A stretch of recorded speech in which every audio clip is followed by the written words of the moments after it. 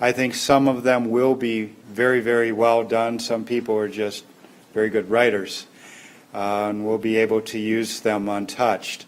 Others I'll make corrections to. The idea here is to get something for your new job description that's going to work. And between you and me, we'll get that done. So let's move on to page 2. And these first 2 pages are probably the hardest to in terms of completing this questionnaire.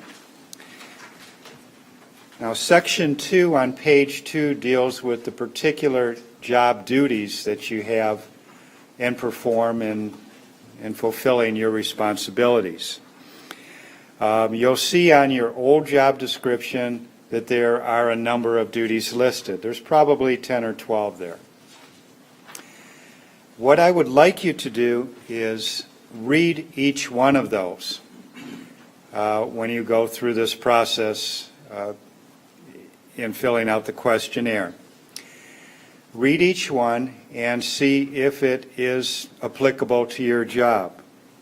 If it's correct, just put a check mark next to it, and I'll know that you found that particular duty to be accurate in terms of what you have to do in fulfilling your responsibilities. If a duty is, for the most part, correct but needs a small correction or improvement, go ahead and make that correction in pen. If you can add a couple words or a phrase and bring it up to date, that would be great.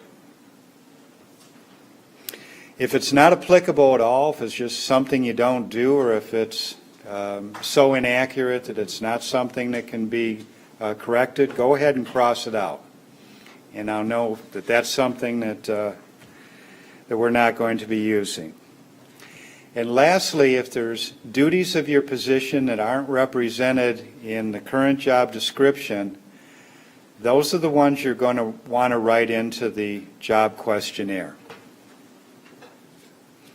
So by using that old job description, you can cut the workload immensely. If you have to fill this out from scratch, it can be kind of daunting. It's real easy to leave duties and responsibilities out. But by using this approach, I think you'll save yourself a lot of time and a lot of unnecessary work. Now, what we're talking about here are your essential duties.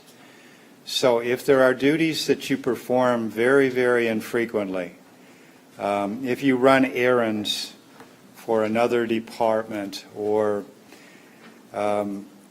fill in for someone on a very, very limited basis, something that only happens periodically, something that isn't essential to your job, don't worry about those small, insignificant duties.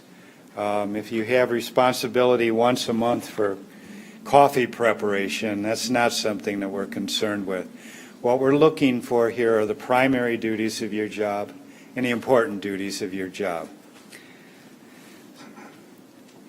So we have any questions on filling this out? Yeah. What are the essential functions? Are those in order by priority or any order? Any order will do. I'll be the one that puts them in priority. It'll just make it easier for everyone, I think, rather than try to put that extra burden on everybody. If you can just get them all down on paper, I'll be real happy. How will you know what's a higher priority? If I list 32 functions out of there, how are you going to know which one's the highest priority? After about 300 municipal studies, yeah, I think I can figure it out. Usually you're dealing with, when you're doing the job description, you're looking for a supervisory person. You're looking first to mention the supervisory responsibilities. Secondly, the budgeting responsibilities. Third, the technical and management responsibilities. Development of procedural documentation and the like, going on down the line. The communication responsibilities. There's an order that for most job descriptions you can follow. There's different classes of employees, so it varies for each one. But that's a pretty good example. You try to standardize them so that when you get all of them done, somebody who's reviewing those or has to update those has some order and sequence to work from. Probably easier if I do it. I'm kind of used to it.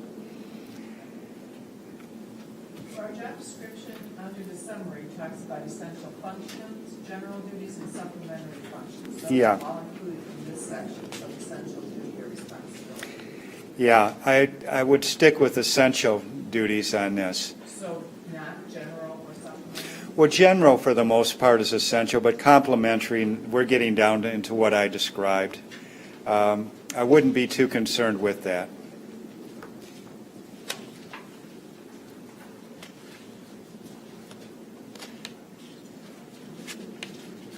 Any other questions?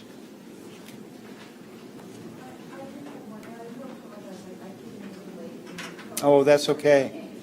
But I'm getting the understanding that all writing necessary to be on the job description unless there's a major change in both documents. Yeah, at the completion of this process, you're going to end up stapling that job description onto a printed questionnaire.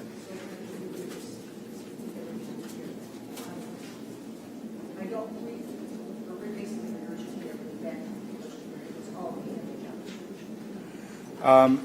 If your job description was totally accurate, you wouldn't have to fill out very much on that questionnaire at all. So what that's the only thing we want to Yes, yeah.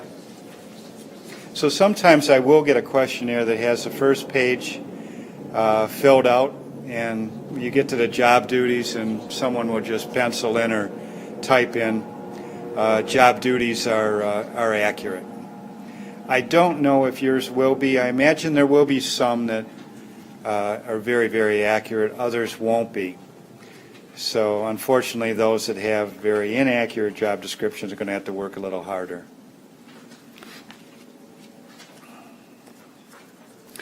Okay, any other questions on job duties? It gets a lot easier from here. This is the hard part of it.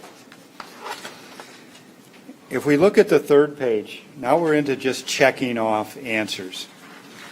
At the top, section 3 asks for feedback on knowledge and education. Your job description is also going to have listed on it the required minimum education. What you'll want to do is look at it and see if you consider that to be accurate. As we've gone through another decade, certainly, jobs have gotten more complex, they've gotten more technical, and so some of these aren't going to be very accurate. But if you find it to be accurate, just give it a check. If you don't, go back to the questionnaire and check the box that indicates the level of education that you think is required for the job. After you do that, you'll see following those different levels of education, several lines and a question asking you to specify a curriculum or an area of study. Just examples of that, if you were in the finance department and you were filling this out and your job required a bachelor's degree, or you felt your job required a bachelor's degree, what we're talking about for curriculum would probably be accounting. It might be business management. That's what I would be looking for. If you're in the prosecutor's office and you're a practicing prosecuting attorney, I'm going to be looking for a JD with that particular specialization. So if you would give me those two pieces of information, it would be useful. When I get all of the job questionnaires back and I review all of them, I'll set up a spreadsheet and I'll enter in that spreadsheet what the current educational requirements are. I'll enter in another column what the educational requirements are that you recommended individually. And then I'll create a third column, which is my recommendation based on those two. It'll be very nice and I think important, excuse me, if we're able to standardize education a bit across the departments. In an organization this size, it's very easy to have one department asking for an associate's degree or a bachelor's degree and another department to be at a different educational level. So if we can get some standardization, it'll go a long way, and your input will be helpful in doing that. So if we look at section 4 underneath knowledge and education, we're looking at work experience. And here I'm looking at the same thing and the same kind of input. If you can tell me, first off, whether you agree with what's on the job description, that would be ideal.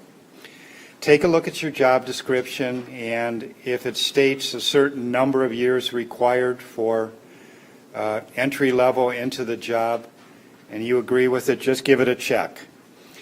If not, go over to the job questionnaire and fill out the number of years or check the number of years that you think are appropriate. Again, we're looking for not just input on the number of years, but what kind of experience. So if you're in the Register of Deeds office, it might be in a title insurance company, prior experience in a title insurance company that you're referring to. If you're in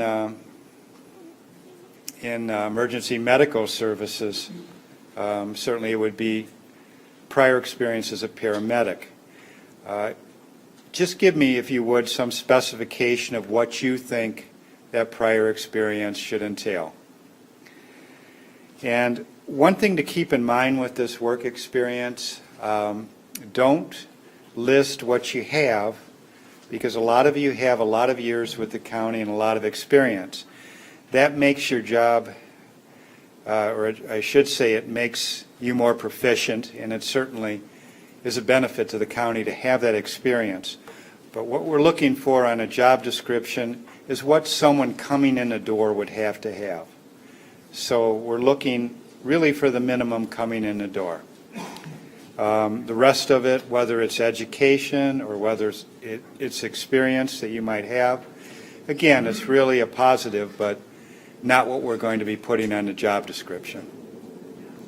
So similarly, if you have a master's degree and you work in a job that requires a high school educational with additional supplementary education in Microsoft Suite, I don't want to see master's degree. I want to see what the actual requirements are of the job.